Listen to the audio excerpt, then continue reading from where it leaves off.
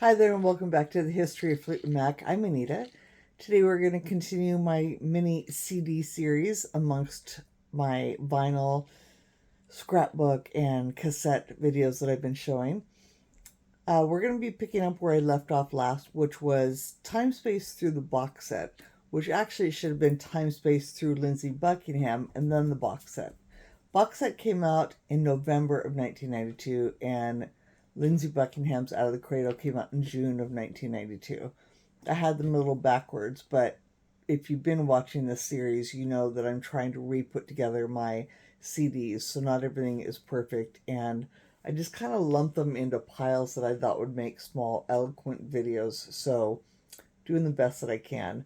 So today we're going to go through Lindsey Buckingham's Out of the Cradle, Lindsey Buckingham's Out of the Cradle, through Street Angel. And I think I can make this one pretty okay if I don't, again, talk too much. I want to start off with some stuff that came out. Well, no, actually, we'll start right with the album. Let's see what I have here.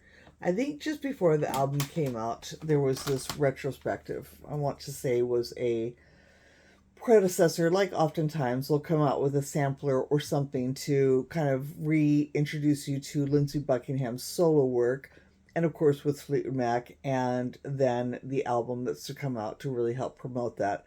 This is a great collection of Lindsey Buckingham's work, all the way back to Buckingham Nicks, complete with some titles from Out of the Cradle with little excerpts in between. I got this one.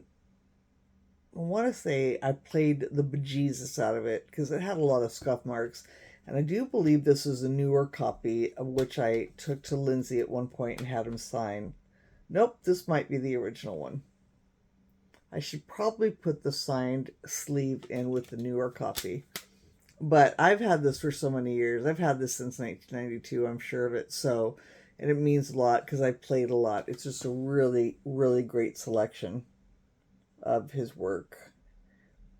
And I like all the little in-between talk with him. Nice little interviews. And even though he's in a bitter spot, I guess, with Fleetwood Mac, he just, I don't know, I think he always retained some composure. Some people can get really, really bitter about things, and like Oasis or something. It's not the same because they're siblings, but boy, they just talked a lot of crap about each other. And Stevie and Lindsey and Mick, and everybody's gonna have their differences, but I think considering all that came out around this time, it was pretty civil. Some of the songs may not be so civil, like I think it was Lindsey's "Wrong." His song "Wrong." Is just really a knife in the back for Mick at the time. But you write what you feel, and it's a great song. It's one of my favorites off the album. This is the album directly Out of the Cradle. Cannot express to you how much I love this album, the artwork, everything about it. This is a start to finish album. I mean, not that his other ones aren't, but this is a good driving album. This is a good sing to album. This is just a really good album. And yeah, so if you were to start with Lindsey's work, even though I'm big on Go Insane, I would definitely probably suggest you pick this up. I don't know why it's separated like that. I would probably say start with this one and then Go Insane. I love his current work, but his current work I'm still enjoying. Well, that sounds terrible. I still enjoy this a lot, but I just do really recall, I've had more time with these. I think maybe is why I grew up with these. I'm in a different space with these than I am his more current works. Seeds We Sow and, why am I forgetting names? But my point is that these just, these came out at very, very important times in my life. And his new work, I mean, there's just so many songs that I love, and thank God I've gotten to hear live. As he's also played some of these older songs that he hadn't played before. He's been playing those more recently live. But yeah, this one and Go Insane they're just really good. So just had 2 copies of that one. Next, I'm going to let's go into the singles for that album. So I think the first single was Countdown. And this is actually, well, who cares what order they're in. This is the UK version. This has Countdown, This Nearly Was Mine, Surrender the Rain, and Trouble. This is a UK single. That is the disc. The insert, nothing on the inside of this. That great picture of him at the, what's that called? The console, the recording console. There is the US single promo, which is just the CD with 1 track. I don't know, this has 2. There's a Countdown with a radio edit at 2 minutes and 57 seconds, and the album version at 3 minutes and 22 seconds. So some little differences with the back insert. Soul Drifter, same thing, 1 version though. Just the album version at 3 minutes and 27 seconds.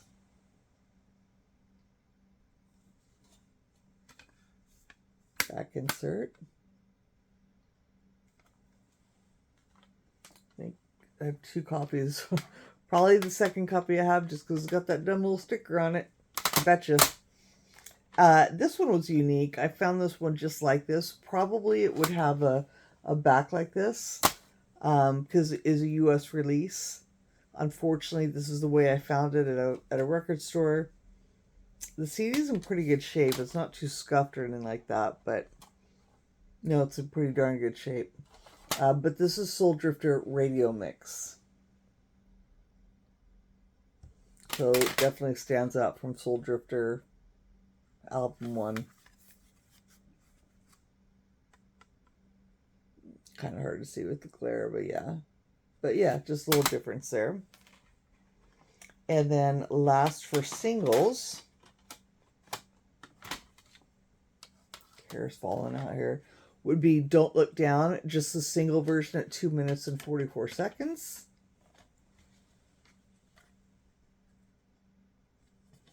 And then again, this one had a back insert as well. So those were the singles for Lindsey's Out of the Cradle album. But what was really cool is, again, my time record store hunting. I was at a record store in Santa Cruz area somewhere. I think the same record store I went to, no, not in Santa Cruz, in San Jose. The same record store where, if you remember a story I told with the Buckingham Nicks LP, where I found the Buckingham Nicks LP from Australia that I was convinced was fake because I hadn't seen it before, so it can't be real. But time had changed, and I'd learned my lesson, and I was able to find this really cool up close and personal interview disc with Lindsey. And what was really neat about this, a 2 CD set, and it's just a radio show. These are bootlegs, but not, because they are really meant to be. They're sent out by whomever made them to radio stations to have and be returned. But what was really cool is that this was folded up in it, and this is the little notes about the album, talking to Lindsey, kind of the segment session. You'll see a lot of this with the LPs that I show you, because I have a lot of radio shows on vinyl, but not so many on CD. This one I've decided, as I took this collection back out, that I'm going to keep this. I hate separating things from the item. This has been folded up in the CD for years, but I think I'm going to put this into a I have not only my scrapbooks, but I also have binders full of full articles or press kit information and things like this that go in the in the right order. So I would put this with the rest of the 1992 articles or press kits or whatever, and just make a note, put a little note on the CD that the information's elsewhere. I hate to not have it in there, but when I put it back in the CD case, the CD doesn't shut all the way. It sticks out a little bit, and you know, it's just getting more and more messed up. So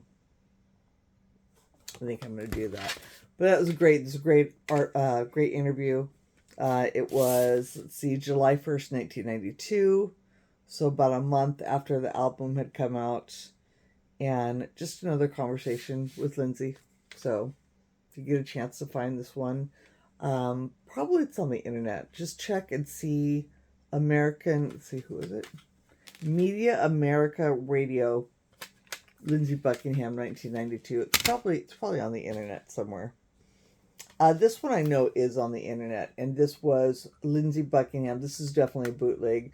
Lindsey Buckingham recorded at San Juan Capistrano, that's in California, in 1992.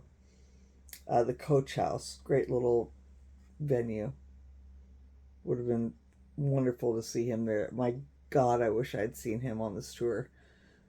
I have an article of when he was at a club in San Francisco called Bimbo's, and I was right in that neighborhood that evening, and aware but possibly unaware that it was that night or something. I don't know. I just don't know how it didn't happen. But if there's one show I've missed in my life, one of many, not just Fleetwood Mac, but you know, several artists, but definitely pertaining to Fleetwood Mac and everybody therein, I really, really wish I had seen that show that night. I was living in San Francisco. Would have been great to see. So these are the songs off the bootleg. Pretty decent recording. Not the worst. Not the best, but a nice taste of what he sounded like in 1992 live. And he had a very different persona. In the videos that I've seen, he's very different Lindsey to me live than he was with Fleetwood Mac or without Fleetwood Mac prior to 92, and with Fleetwood Mac or without Fleetwood Mac afterwards. I do believe this was his first tour, anyway, ever, for anything on his own, pardon me. So that could be part of it. But yeah, he's just very, very different on stage. Not for better or worse. I can't put my finger on it. Just very different. So, but yeah, great CD. Even though bootleg, this radio shows, find as much as you can of Lindsey from 1992 because it's good stuff. So we're going to jump right into Street Angel. So Street Angel has a surprising amount of awesomeness. And we're going to start with my faux pas from last video. We're going to just repeat this one. Because I had this with my time space stuff. And I think it's the blue or, you know what? I just screwed up. That's I'm not going to make any amends for it. I messed up. And this was, sorry about that. This was a sample of the hit So Far. And this was a promo CD sampler that came out before Street Angel. And again, I thought it was a promo before Time Space, but I am incorrect. And I keep forgetting that because it doesn't say anything. It says 93, which I guess would be an indicator, huh? Not too smart there. But again, in the little, I've never seen this. I have a few of these, but I've never seen the little like log notes part here. And I'll repeat it again. It says 5-track sampler of Stevie's greatest hits to whet your appetite for her forthcoming stunning new album, Street Angel, released in March, which I think it wasn't released till later. So I think this is also kind of one of those where it had so many different dates. I can't remember what date it finally did come out. The new single Blue Denim will be released soon after. Stevie's anticipation to the new album, ? Check out track 2 on the CD. Track 2 being I Can't Wait. Get it? So Stevie couldn't wait for the album to come out. Stevie actually could wait for the album to come out because, as we all well know, Stevie was not too fond of this album, which is a damn shame because it's a great album. It may not be Stevie at her best, and I've mentioned this in several conversations with myself, other fans. It was just being discussed because I think there was some anniversary of it recently. on a couple message boards. But I always feel that it was a reflection of Stevie, again, for better or worse, at the time. And I love it. I absolutely love it. I understand it may not be the direction she wanted to go, the sound she wanted to have. There are 1,000 factors. I know that it got picked up and put down by a lot of people, including Stevie herself. I understand that there are plenty of songs that she wanted on there that people said no, that they took off. They convinced her to sing on there, like Docklands being one of them. All sorts of stuff. But it was where Stevie was at. And no matter what, she was at that point no matter what. So whatever had come out at the time was going to be her.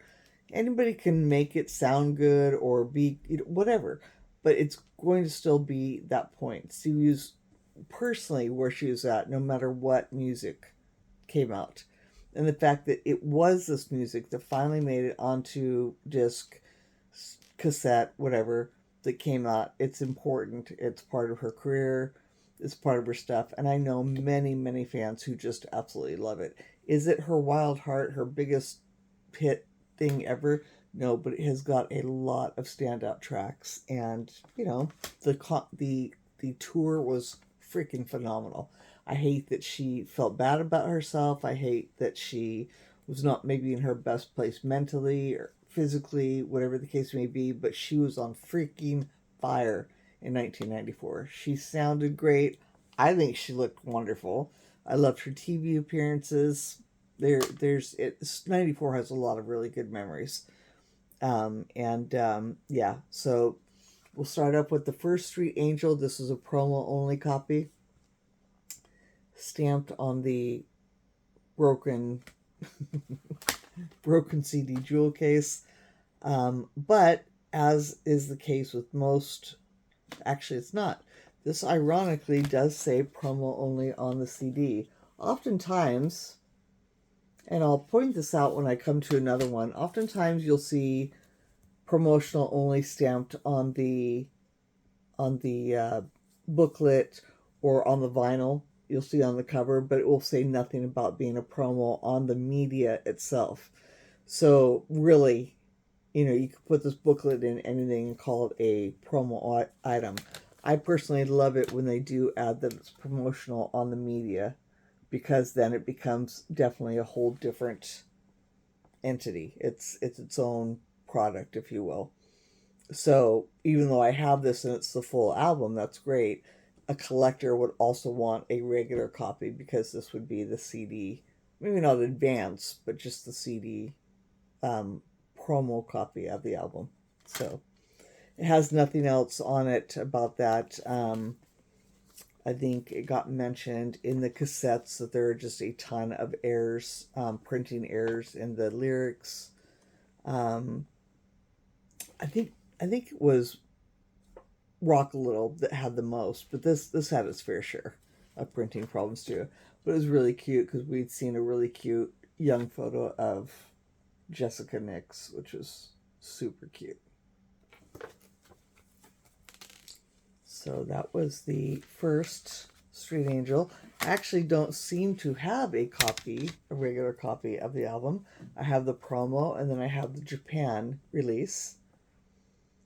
So Japan on one side and Street Angel on the other. This one, I do believe, has an obi. I got this one open already, unfortunately.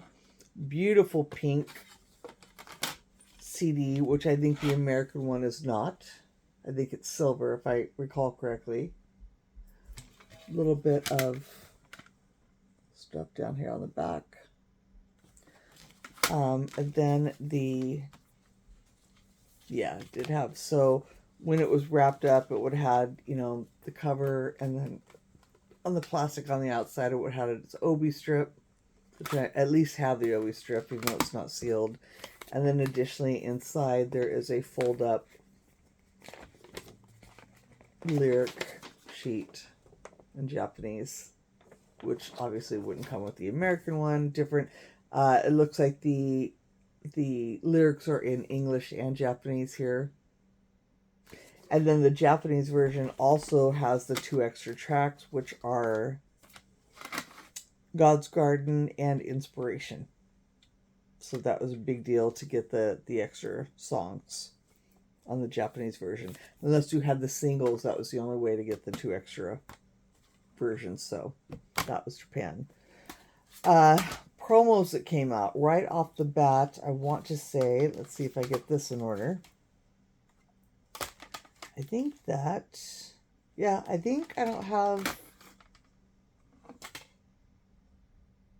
I think we'll just go in the order which I have them. So this was the first USA release. This is a cardboard sleeve with the CD single of Maybe Love Will Change Your Mind and Inspiration. So I guess we did get Inspiration right out of the gate. So that was pretty cool.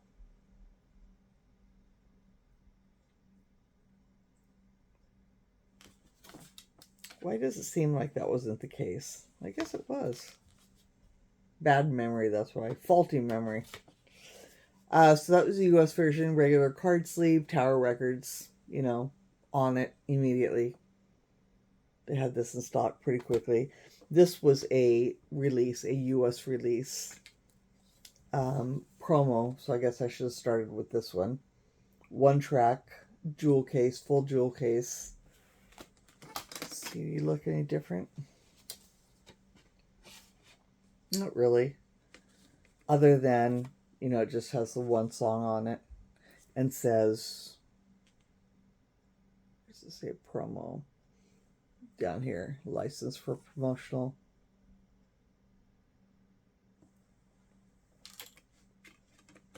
Although there is nothing on the inside. Oh yeah, well there's that little script in there, which is kind of fancy. So that is the 1 track, Maybe Love Will Change Your Mind, USA promo single sent to radio stations.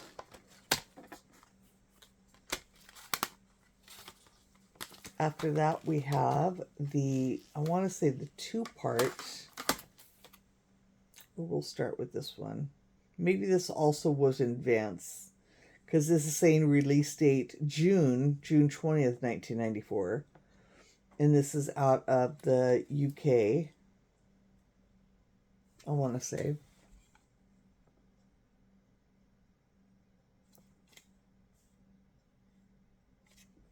Radio CD.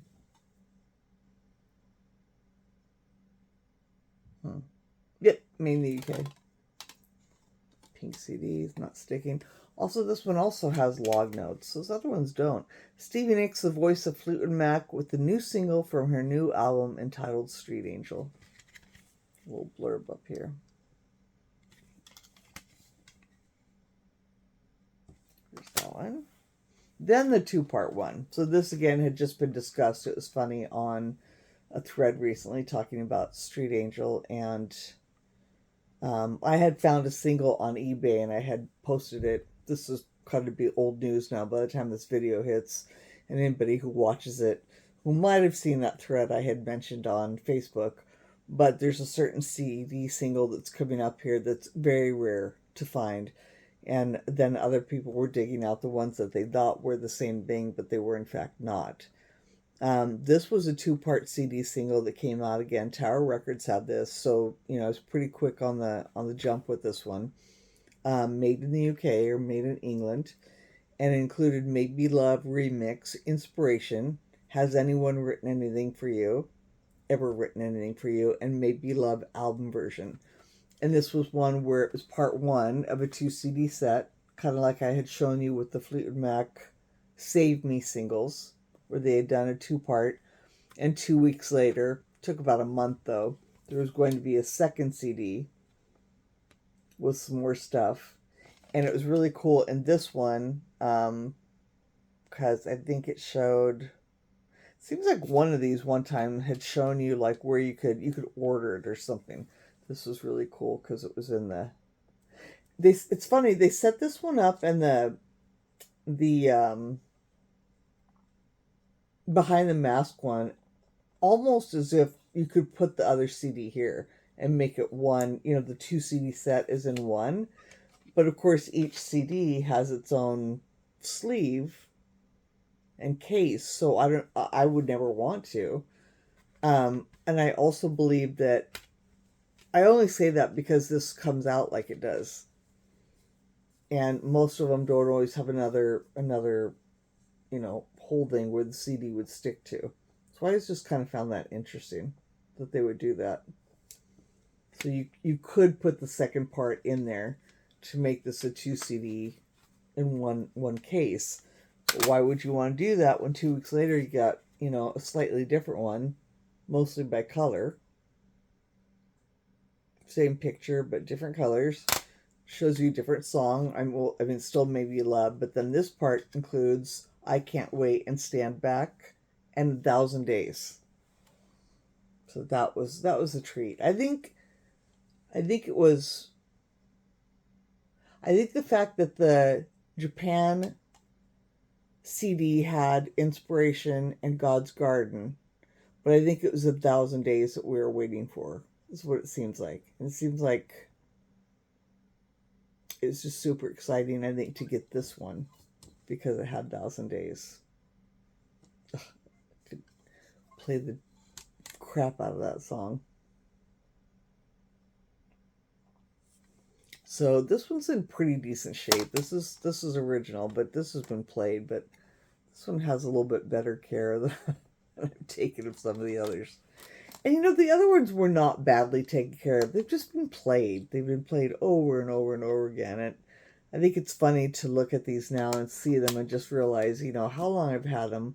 The fact that CDs just don't last as long as you thought they were, or that they told you in the 90s they would last. And then I should probably update some of these things as best as I can. The CD in question had been this one. This is pretty freaking rare. I had mentioned on the thread again, and you'll see my ego coming through. And I'm not gonna lie about that ego. It's funny. I'm just saying I didn't know anybody. I've never known. And again, it's I'll reiterate for the gazillionth time why I'm making these videos is because, until the internet came, I really have never had anybody to talk to about this. I've had some friends who have been collectors and fans like I am. Maybe not to the extent, maybe to the extent, but then they've lost interest again, and I'm still here doing the same thing, 40 plus years later. But when these things came out and I'd see some of them, I'd be like, well, I haven't seen that. So, I speculated its existence. And that was because I was learning about fraudulent things like Winco is making, and, was that put out by the company? And I didn't always necessarily care. I wanted that stuff, but I want to spend my money more getting the stuff that was released by the studio, by the companies. Not just for Stevie and Fleetwood Mac to get their money, but to me, I really like the official licensing merchandise stuff because that's what's out there.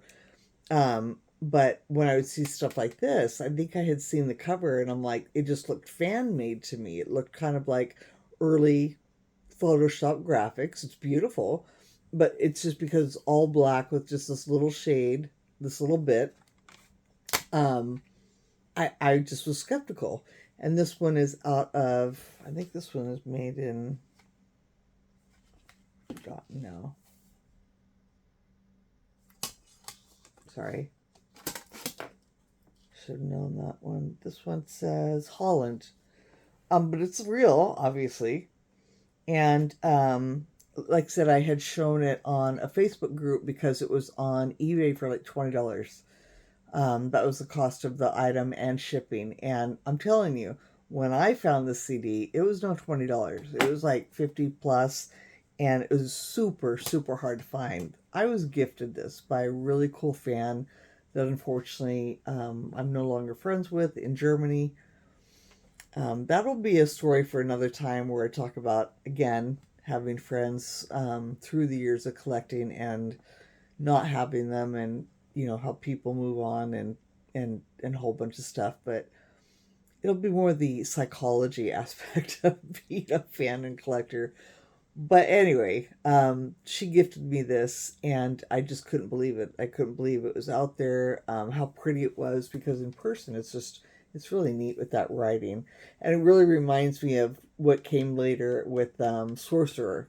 It reminds me of the background and kind of her imagery for Sorcerer with all that writing and stuff and the black and everything. But this was Maybe Love, and this included I Can't Wait, Has Anyone Ever Written Anything for You? And to me, it was very reminiscent of like this two-part thing, including the fact that it had this little part on top. It's almost like it was part of a series elsewhere. Like, does it have a part one or a part two? Even though it doesn't say that, it doesn't say part one or two. It's just, it has all the fixings of how this set was released, how it looks on the inside here, in my opinion. But now I had seen them on that one on eBay sold after bringing it to the attention in this Facebook group, and then I saw 4 others on Discogs, and they were all also about the $20 price range. So not only did I feel it was a really good price, but I had never seen like 4 or 5 with the one on eBay up around the same time. I never seen like an assortment. This one, after I got it, it popped up like maybe once, like in 3 years after I got this one. It was very few and far between. So I consider this one a very sought after rare item, but maybe it's more prominent now. Like I said, there was 4 on Discogs, and I'm recording this on the 27th of May. I don't know when you're seeing it, but yeah.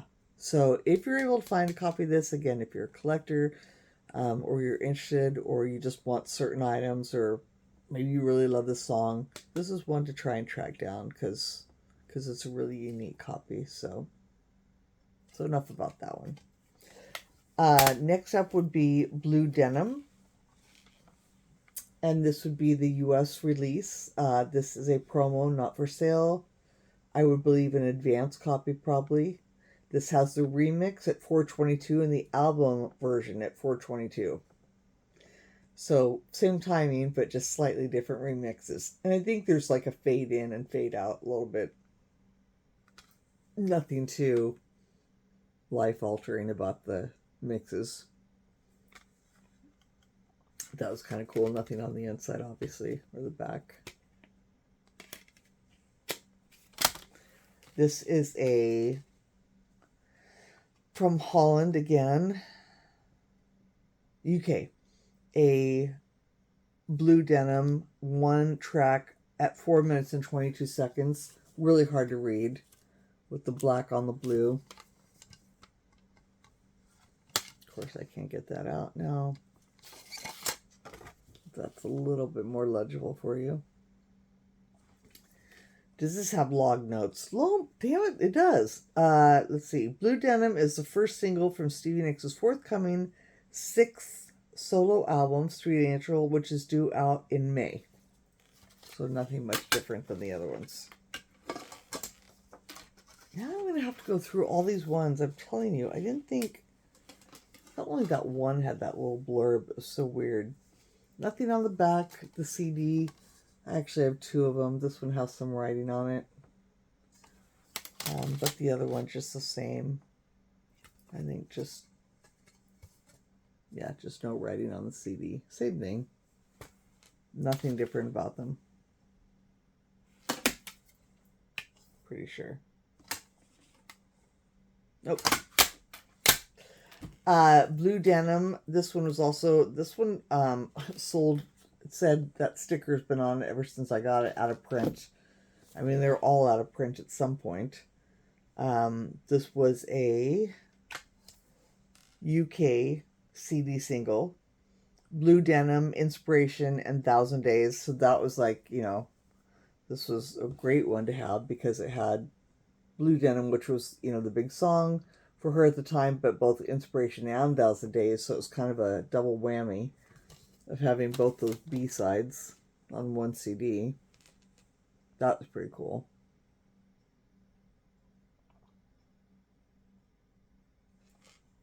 And yes, out of Holland, this one. Only difference, just has that little, again, nothing on the inside of this. And then I think usually I'll save my Japan for last, as you know I love to do, but I'll show you what's my rarest one out of all of this, even that Maybe Love one. There's a rarer one. Let's see if I can get this open. I don't know why it is taped like this. I have to fix this. This would be the only Japan single, 3-inch single. So there was blue denim. There was no other. There was not one for Maybe Love, and there was not one for. No, that would be it. Yeah. So just the only Japan 3-inch CD single that came out was for blue denim. I think it's cool that it's pink like the other one was, like one of the other ones I had shown you. Kind of stood out a little bit. And then the back.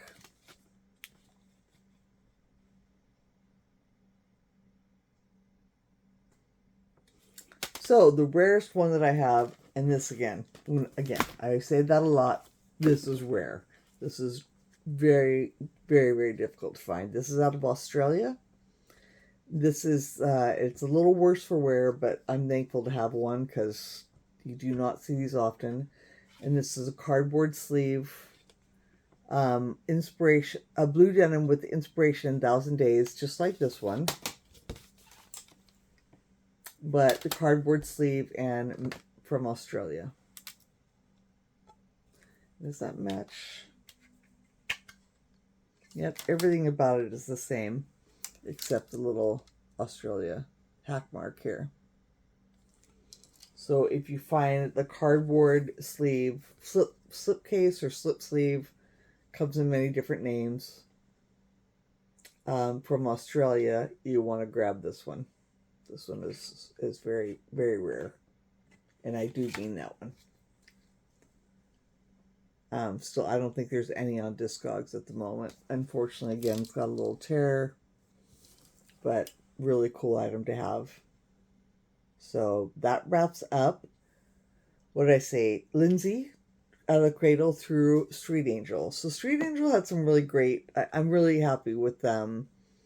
Whenever I pull these out and reevaluate these, that Street Angel had as many little, singles and little extra bonus promo stuff that it did. I love this little pile of all my little piles of CD stuff. I like my Street Angel little pile the best. There is this one that is probably the most official bootleg that came out. This was Ride the Tiger. Ride the Tiger was actually, funny enough, there was a period of time where you couldn't find a bootleg that didn't have their little print on it. And the sound on this, unfortunately the CD has degenerated, but the sound on this when I first got it is phenomenal. And this is, I don't remember even where, Welcome to My World, where's she at though? Can somebody remember for me? I don't remember. House of Blues. This is Stevie Nicks at the House of Blues during Street Angel on the tour. And the Outside the Rain, there's not one song on this. It's a skipper. This, again, I think she sounded great live. At the time, I know she wasn't real happy. It says 9/19, I want to say September 19th, 1994, if I'm reading that correctly.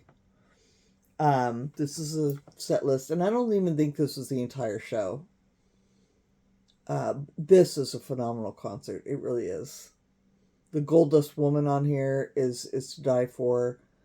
Outside the Rain, just the sound, again, the sound of it. She always has little differences, as we all know, fans that we are, and she'll add little oohs and ahs, and there came a time where she did some, I don't remember the joke right now, but there was some oohs or ahs that she added to a song, and we kind of made fun of it for a while because it got to be kind of, there were almost too many. We still ate it up with a spoon, but it was one that we'd kind of joke about. But just the little differences to songs that she made for this tour, and kind of the new different Stevie sound. It is definitely where I would say she started to sound different. Um, I'm not going to say it's the age. I'm not going to say it's the drugs. It's nothing. It's just who you are as an artist. You evolve and you start changing things up a bit, but where no show sounds the same. I mean, definitely, obviously, Wild Heart didn't sound the same as Belladonna. Um, Rock a Little Tour didn't sound the same as, Fleetwood Mac Live in 1980. I mean, obviously, but I think 94 to 96 definitely was definitely a hilltop where we kind of reach a point where, there's a different, a definite spike in difference. It's the tone of her voice. It's the sound of the music, the band she put together, and even though a lot of these session players and everybody, or a lot of people were the same, it's just little different changes and stuff like that. And definitely not for the better, because I didn't think they were better for the other ones. I love those, but not for the worse. I mean, just really good. And I just think you just start hearing they're different. People who are seeing Stevie Nicks in 2000s, in 2000 pluses, 2020s, you're getting more of a sound of Stevie from this time onward, obviously, than you're getting the sound of Stevie prior to 1994, in my personal opinion. Take that as you will. It's not an insult. I just, I just think there's a difference. And but yeah, I love this album, and that will wrap it up for Out of the Cradle Through Time and Space. So again, thank you for joining me, and I hope you enjoyed this. And next up, we're gonna start. I'm gonna make a very short little video about some little bric-a-brac that I have before we get into the dance, because Lord help me, there are a lot of CDs.